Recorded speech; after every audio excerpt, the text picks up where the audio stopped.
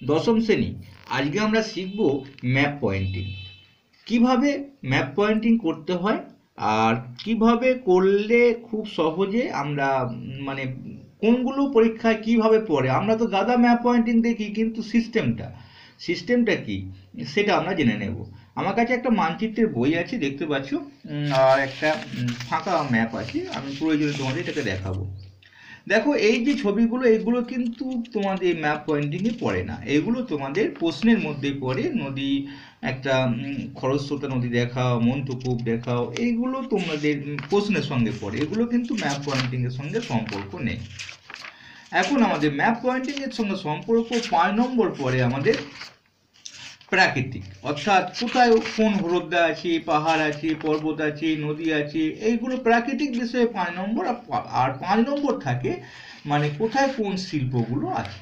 তাহলে আমরা প্রাকৃতিক ম্যাপটা জানার আগে আমাদের প্রথমে জেনে নিতে হবে আর একটা যেটা আমাদের কমন, যেটা থাকে সবচেয়ে কমন, একটা রাজধানী কোটা, রাজ্যের রাজধানী কোটা।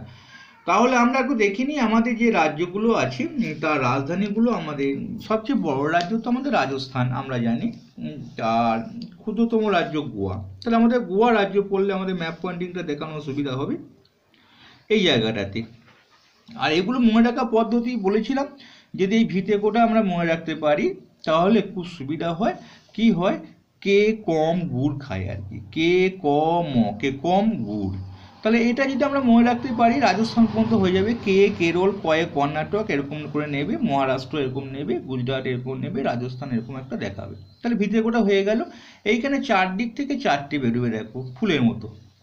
তাহলে আমরা এইখানটা ফুলের মতো এঁকে দেবো চণ্ডীগড়, হরিয়ানা, হিমাচল প্রদেশ আর দেরাদুন। তো এইখানটা জম্মু কাশ্মীর আমরা জানি, আমাদের তো নাম প্রায় শুনতে হয়। উপরটা চলে যাবে উত্তরপ্রদেশ, আর এই মাঝখানটা মধ্যপ্রদেশ। এই দিকটা তো আগে নিয়ে নিয়েছিলাম। আমি একটু রাফভাবে দেখাবার চেষ্টা করি, তাড়াতাড়িগুলো কি হয় মনে রাখবে। দেখো আমি কি বললাম, কে কম গুড়, কে কম গুড়। তাহলে দেখো, এটা কেরল দিলাম এতটা, মহারাষ্ট্র দিলাম, গুজরাট, কর্ণাটক দিলাম, এটা মহারাষ্ট্র দিলাম, এটাকে এই খাঁজটাকে গুজরাট নেব, এটা রাজস্থান নেব। তাহলে কিরকম গুড় হয়ে গেল। এখানে একটা ফুলের মতো আঁকবো চারটে। দেখো, তাহলে হরিয়ানা পড়ে গেল, এখানে নিচেটা হরিয়ানা, হরিচণ্ডী পাটি করে, আর হিমাচল আর দেরাদুন, এটা জম্মু কাশ্মীর। ওপরটা চলে যাব উত্তরপ্রদেশ, এটা তো নেপালের সীমানা, উত্তরপ্রদেশ দিয়ে দিলাম। আর এই মাঝখানটা হয়ে যাবে মধ্যপ্রদেশ। তা এইখানটা আমাদের পশ্চিমবঙ্গ আমরা জানি। এই পশ্চিমবঙ্গ যাওয়ার পর এই তিনটে জায়গার সীমানা টানবো। এক হচ্ছে বিহার, এক হচ্ছে ঝাড়খণ্ড, আর এক হচ্ছে উড়িষ্যা। তো উড়িষ্যাকে একটু বাড়িয়ে দেবো, ঝাড়খণ্ডকে একটু বাড়িয়ে দেবো, বিহারটা তো হয়ে গেল, মধ্যপ্রদেশও হয়ে গেছে। তাহলে এখানে দুটো থাকলো, এটা হচ্ছে উড়িষ্যা, অন্ধ্রপ্রদেশ, তামিলনাড়ু নিচেটা।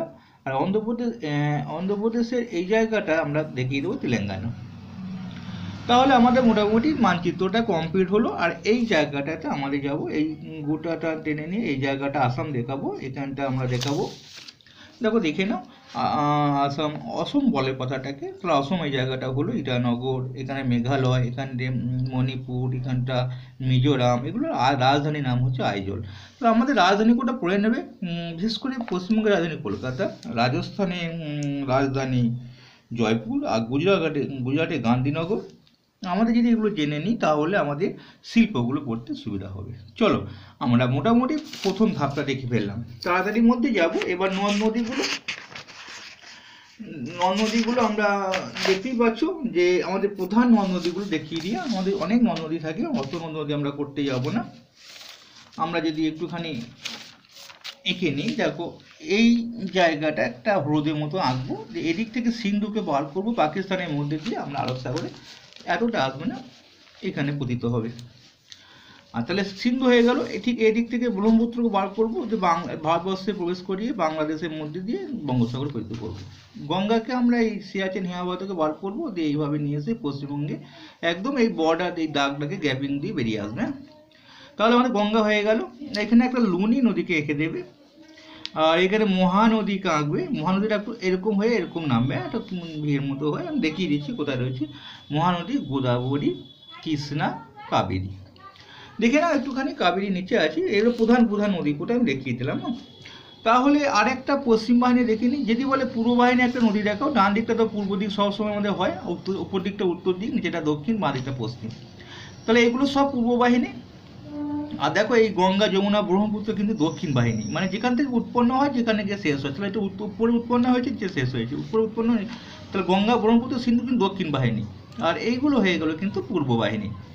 আর দুটো পশ্চিম বাহিনী এঁকে দিই, ঠিক এই জায়গাটা আঁকবে নর্মদা এবং তাপ্তি। তাহলে আমাদের এটা লুনি অন্তর্বাহিনী নদী। তাহলে নদী কোটা, প্রধান নদী কোটা আমরা শিখে ফেললাম। তোমরা যদি আরও পড়তে চাও দেখে নিতে পারো, যেমন গঙ্গার উপনদী গোমতী, ঘরঘরা, গণ্ডক, কোশি, এদিকে যমুনা, সোন, চম্বল, মানে ডান তীরে আর বাম তীরে গঙ্গার উপনদী। তাছাড়া এখানে এসে আমাদের অজয়, মৌরাকি, এগুলো কিন্তু গঙ্গার উপনদী হিসাবে আছে। অজয় তো আমাদের কাটোয়ায় গঙ্গা থেকে পতিত হচ্ছে জানি। তাহলে মোটামুটি নদী কোটা শিখে ফেললাম। এবার তাড়াতাড়ি আমরা পর্বত কোটা শিখবো। আমরা এখানের মধ্যে দেখিয়ে দিই পর্বত কোটা কী হতে পারে। আর একটা মানচিত্র নিয়ে দেখো, আমাদের প্রথমে হিমালয় পর্বতকে আঁকতে হবে। একদম হিমালয় পর্বত হয়ে গেছে উপরে, এই সীমানায় বেরিয়ে যাবে, এগুলো ডট ডট ডট ডট দেবে বা দাগ দিয়ে করবে। হিমালয় পর্বত হয়ে গেছে। এইখানটা আমাদের কারাকোরাম থাকে, এইখানে গড় ওয়েস্টিন থাকে বা K2 বলা হয়। এটা ভারতবর্ষের সর্বোচ্চ শৃঙ্গ। হিমালয়ের সর্বোচ্চ শৃঙ্গ মাউন্ট এভারেস্ট নেপালে অবস্থান করছে। এখানে কাঞ্চনজঙ্ঘা পশ্চিমবঙ্গের এখানে আছে, নেপালের সঙ্গে ভারতবর্ষের একটা যোগাযোগ। তাহলে হিমালয় হয়ে গেল। হিমালয়টা আমাদের বড় অঙ্কন নয়, আমাদের যে পর্বতটা পড়ে বেশিরভাগ আমাদের এইখানে আমাদের আরাবল্লী পর্বত রাজস্থানে দেখাবে। এখানে থর মরুভূমিটা সৃষ্টি হওয়ার পেছনেই কিন্তু আরাবল্লী পর্বতে একটা ভূমিকা আছে। আর লুনি নদীটা ঠিক এই নিচে থেকে বেরিয়ে আসবে। আর সবরমতী এখানে একটা নদী আছে। তাহলে নদীটা আগে বললাম। তো এবার চলে যাচ্ছি আমরা পর্বতে। ঠিক এই জায়গাটাতে বিন্ধ্য পর্বত আঁকবে। বিন্ধ্য পর্বতটা মাঝে, কারণ উত্তর ভারত এবং দক্ষিণ ভারতে এই পর্বতটা ভাগ করেছে। তাহলে বিন্ধ্য পর্বত, তারপরে সাতপুরা আঁকবে। অজন্তা বলে একটা পর্বত আছে, এইখান থেকে সাতপুরা সোজাসুজি দেবে মহাদেব, মহাকাল, পরেশনাথ, রাজমহল, গারো, খাসি, জয়ন্তিয়া, একবারে পশ্চিমবঙ্গে উপরটি বেরিয়ে যাচ্ছে। তো আমরা যখন পুরুলিয়ায় রাজ্য, যখন আমরা মাওভাগ্নে বা পাহাড়টা দেখতে পাই, এদিক দিয়ে আমাদের সেই রাজ্য, সেই এদিকটা হচ্ছে মালভূমি অঞ্চল, আমরা জানি। তাহলে হয়ে গেল আমাদের মোটামুটি এটা তো পশ্চিম দিক বলে পশ্চিম ঘাট পর্বত, আর এটা পূর্ব দিক বলে পূর্ব ঘাট পর্বত থাকে। এটা বিচ্ছিন্নভাবে থাকে, একবারে লম্বালম্বি থাকে না, এটা কিন্তু বিচ্ছিন্ন নয়, কিছুটা আছে আবার কিছুটা নেই। আর এইখানটাতে আমাদের আনাইমালাই পর্বত আছে, সর্বোচ্চ শৃঙ্গ হচ্ছে আনাইমুদি, কিন্তু তার নিচে একটা দক্ষিণী পর্বত আছে, যদিও দক্ষিণ ভারতের পর্বত বলা হয়। আর এখানে একটু উপরে যাবে নীলগিরি, যার সর্বোচ্চ শৃঙ্গ দুধাবেটা। তাহলে আমরা পর্বত কোটা মোটামুটি শিখে ফেললাম। তার পর্বত, নদ, নদী, হ্রদ কোটা দেখিনি। এইখানটাতে আমাদের উল্লাট দেবে, এখানটা ডাল দেবে একটু নিচে। ডাল কিন্তু মিষ্টি জলে হ্রদ, আমরা হ্রদগুলোর সঙ্গে জেনে নেবো। রাজস্থানে ঠিক এই জায়গাটায় যেখানে লুনি নদী আছে, এখানটা সম্বর হ্রদ দেখাবে। এ মাথা ও মাথা না হলেই হলো, সম্বর হ্রদ তুমি এখানে দেখিয়ে যাও, নম্বর পাবে না। মোট কথা যেন কাছাকাছি হয়। এইখানটাতে দেবে লকটাক, মানে এই যে সীমানাটা আছে ভারতবর্ষের লকটাক, বাংলাদেশে দেবে না। আর লকটাক হলো চিল্কা, এটা কিন্তু আমাদের উপহ্রদ। চিল্কা এশিয়ার মহাদেশের মধ্যে বড় উপহ্রদ। কোলেরু এই খাঁজটা, আর এই খাঁজটা হবে পুলিকট। তোমরা দেখে নিই একটু, তোমরা দেখি ডিটেলস জায়গাগুলো তোমরা বুঝতে পারছো। তাহলে হ্রদ কোটা দেখিয়ে দিলাম, বেশি হ্রদ করতে যাবে না, যে কোটা হ্রদ করার আমাদের সম্ভাবনা বেশি গুরুত্বপূর্ণ। চিল্কা, কোলেরু, পুলিকট আমরা